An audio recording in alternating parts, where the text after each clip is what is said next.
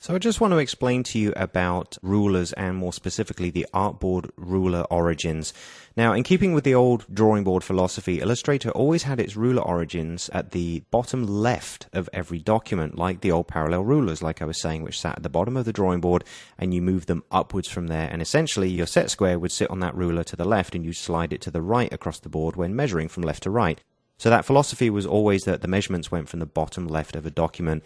However, in the digital world, people are very familiar with the ruler origins being top left. And while this has always been the case in Photoshop and InDesign and other programs, Illustrator remained with the old style. Now, this could get confusing when using position dialog boxes to specify where your items sat on an artboard, because moving something vertically down, for example, was numerically referenced as a minus number, given that 0 was already in the bottom left. So it was somewhat confusing, but thankfully in CS5, Illustrator now conforms to all the other Adobe programs and gives us the ruler origins in the top left. But we have two ways in which this can work.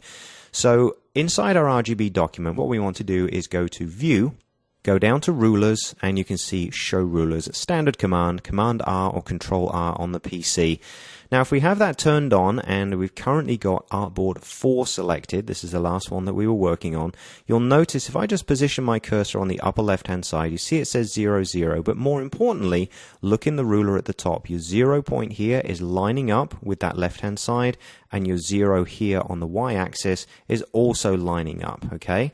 Well, here's the cool change. If we click on another artboard, you'll see that the 0 origins now shift to match that particular artboard. If you're a previous user of Illustrator like I am, and this is very, very cool and very, very nice to know that, when you measure something on a page, your measurements are specific to that particular artboard. You're not trying to calculate across the board.